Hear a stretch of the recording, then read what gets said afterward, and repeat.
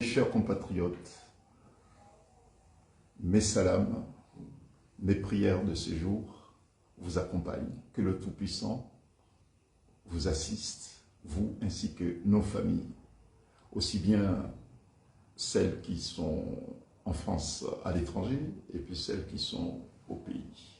Je fais ce direct exceptionnellement aujourd'hui pour exprimer une nouvelle fois toute ma disposition et puis toute ma disponibilité pour venir en aide, en assistance à toutes les victimes du régime dictatorial dirigé par colonel Azali Assoumani et ses soutiens.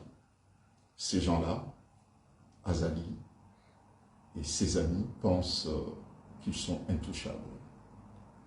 Et ils pensent, après avoir verrouillé les Comores, après avoir mis le pays à genoux, pensent pouvoir tout faire et que personne, mais vraiment personne ne peut les atteindre. Après avoir plié la constitution comorienne, toutes les institutions démocratiques des Comores, après avoir anéanti, démoli tout ce que les Comores disposent comme culture, religion, histoire, les institutions démocratiques. Azali pense disposer d'un boulevard sans la moindre contrainte de qui que ce soit et de quoi que ce soit, qu'il se trompe, puisque depuis longtemps, depuis son retour au pouvoir en 2016, il y a eu des stratégies qui avaient été mises en place. Certaines, parmi ces stratégies, ont plus ou moins réussi et d'autres ont montré leurs limites.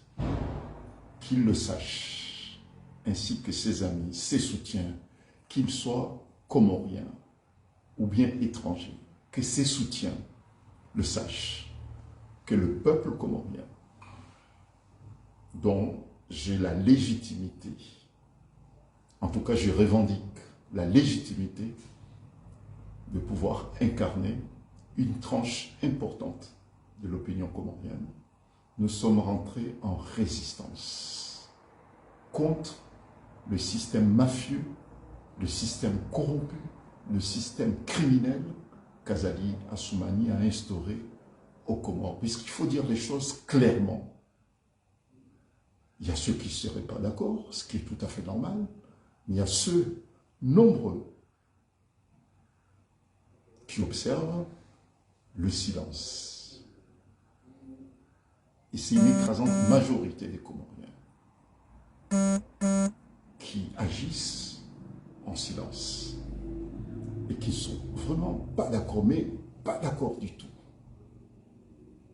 qui s'indignent dans le silence, mais avec dignité, contre ce système mafieux.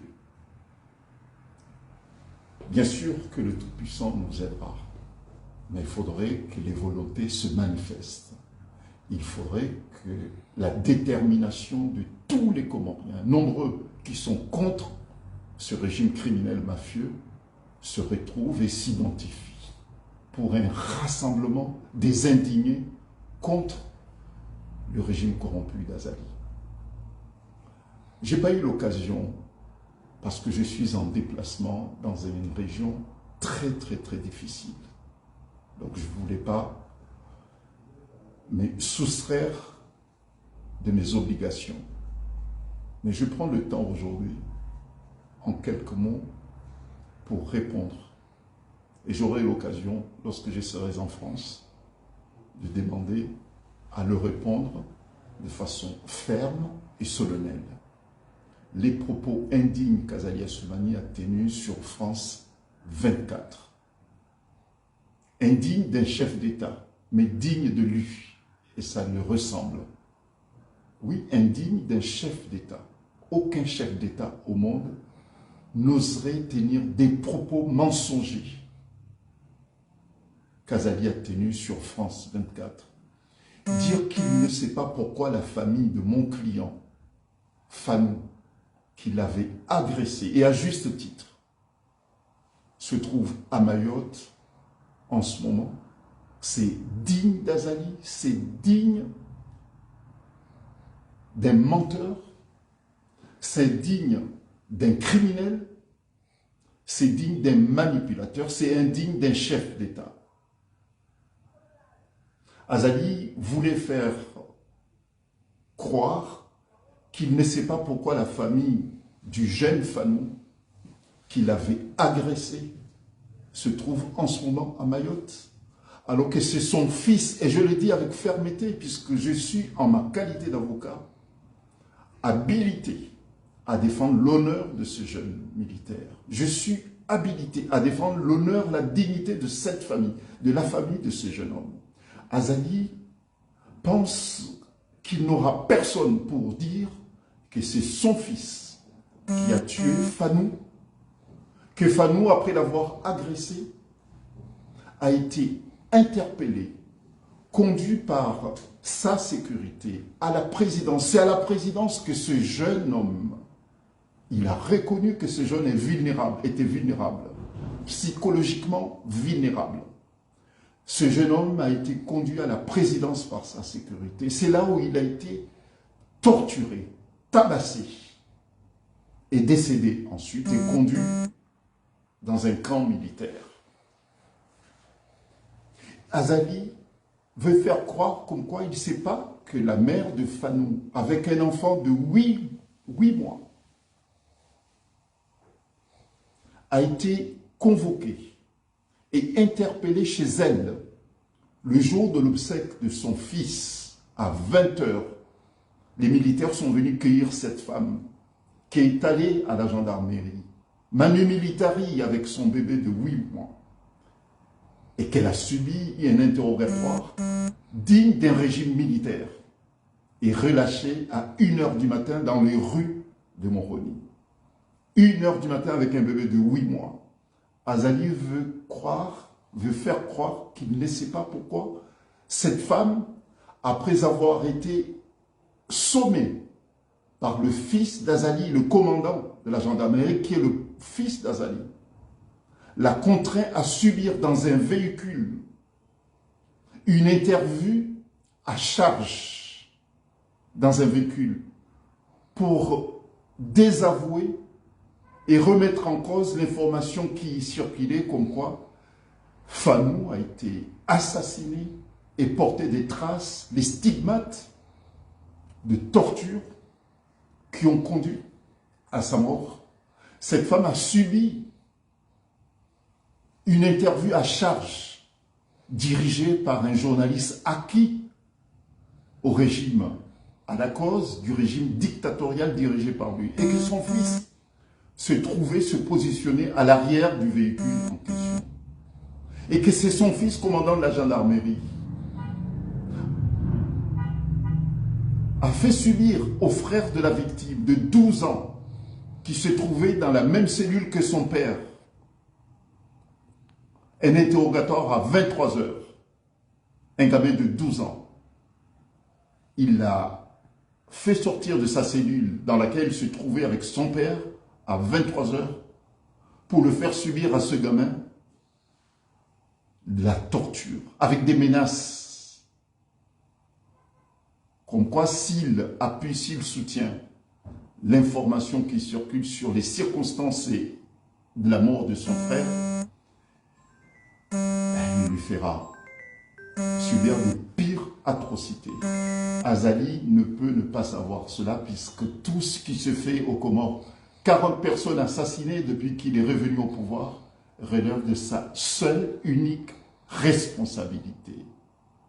Fanou, il dit comme quoi Fanou voulait le tuer, je ne sais pas, et personne ne peut le savoir. Puisque si Azali voulait savoir pourquoi Fanou l'a agressé,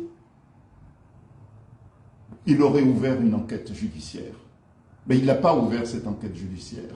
Sur les circonstances de la mort d'Fanou, Azali a fait enterrer cette enquête. Il a fait enterrer cette enquête. Il a demandé à son procureur, soi-disant procureur, de classer sans suite l'enquête qui a été ouverte pour définir et établir les circonstances de l'assassinat de ce jeune militaire. Il ne peut pas, aux yeux du monde, dire comme quoi il y a une enquête en cours qui va établir les circonstances de la mort de ce jeune homme, alors qu'il sait que le procureur, acquis à sa cause qu'il a nommé, a classé ce dossier sans suite.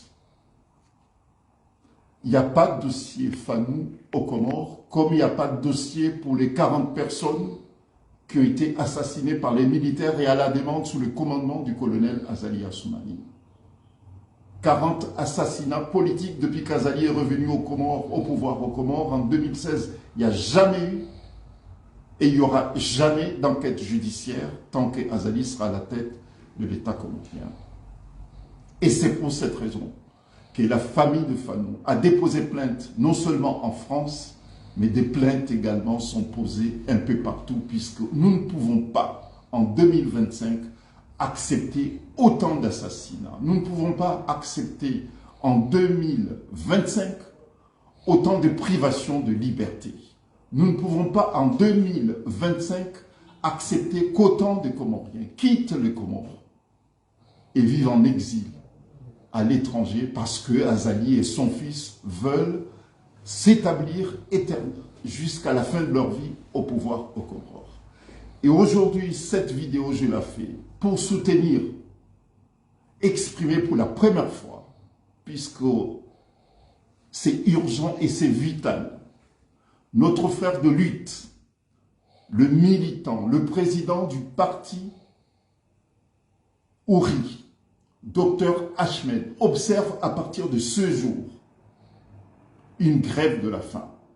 Si notre frère peut m'écouter, s'il a l'occasion d'écouter mes propos, ma déclaration, c'est d'appeler Dr Ahmed à mettre fin à sa grève de la faim. La lutte que nous menons contre Azali doit être menée par des vivants et non pas par des morts. Nous devons être vivants et forts, constants, réunis tous ensemble pour lutter contre la dictature d'Azali. Nous ne voulons pas avoir des Comoriens affaiblis. Nous ne voulons pas que des morts, puisque ça ne sera jamais ainsi, mener ce combat. Nous voulons être forts, encore puissants, encore déterminés, encore patriotes. Tous ensemble, rattachés aux valeurs démocratiques, amoureux de notre pays, rattachés à notre continent africain, mener cette lutte. Elle est à notre portée puisque nous sommes déterminés, nous sommes des hommes de conviction. Cette lutte, nous la mènerons et nous le gagnerons. Azali peut faire voter comme député qui il veut. Nous savons qu'il s'agit d'une mascarade. Tous ensemble, nous gagnerons ce combat. Moi, Saïd Larifou, patriote africain d'origine comorienne, je suis déterminé. Le combat contre Azali est à notre portée et à ma portée. C'est une question de stratégie, c'est une question de conviction. Il peut faire tout ce qu'il veut. Nous l'aurons, Azali. Nous le chasserons du palais présidentiel Beti Salam. C'est une question de détermination et de stratégie. Et nous avons les moyens pour le faire partir par la petite porte. Il n'aura pas d'exil, comme ce fut le cas pour les autres dictateurs, comme lui. Il n'y aura pas d'exil pour Azali et sa famille. Nous le traquerons, nous le ferons subir les règles du droit, puisque nous lui appliquerons le droit. Je sais qu'il n'aime pas le droit. Je sais qu'Azali est antidémocratique. Il n'aime pas. Mais nous le ferons subir les pires conséquences du droit. À mes compatriotes, qui sont de plus en plus nombreux, à se réfugier un peu partout, pas plus tard que ce matin. Il y a des militaires comoriens qui m'ont appelé en état de détresse qui sont en Europe. qui sont arrivés aujourd'hui, qui ont demandé et ils obtiendront de l'exil. Et je sais qu'il y en a d'autres également. Mais je tiens à leur dire que vous ne pouvez pas tous quitter le pays. Ce n'est pas possible, puisque si nous quittons le pays, personne ne sera sur place pour résister, pour mener le combat contre ce régime dictatorial. Donc nous devons nous organiser, nous structurer pour venir à bout de ce régime qui est à bout de souffle, effectivement. Mais ceux qui sont à l'extérieur, une nouvelle fois, je me rends disponible pour eux. Il y a encore d'autres jeunes qui ont quitté le pays. Pas plus tard que ce matin également. Bon, je vais continuer mon travail en Mauritanie. Et une fois que ce travail sera terminé, en collaboration avec mes confrères à qui j'ai déjà contacté ce matin, pour venir en aide à ceux qui viennent d'arriver en Europe. Cette association qui s'appelle Association des victimes de la dictature d'Azali Assoumani va se structurer et portera le combat de ceux qui sont nombreux, victimes de ce régime criminel. Et ceux qui soutiennent Azali, que ce soit des organisations internationales, que ce soit des institutions internationales et des États également qui soutiennent Azali, qu'ils le sachent, qu'ils ne sont pas les amis des Comores. Ils ne sont pas les amis des Comores, ce sont des adversaires des Comoriens. Tout ce qu'ils font avec Azali, ils le font contre les Comoriens, contre les valeurs qu'ils prétendent représenter et défendre. Aucun observateur digne de ce nom, ou bien un partenaire qui aime les Comores, qui est censé travailler avec les Comores. Avec Azali, il ne travaille pas avec les Comores, il travaille avec un dictateur. Je pense que le discours, il est clair.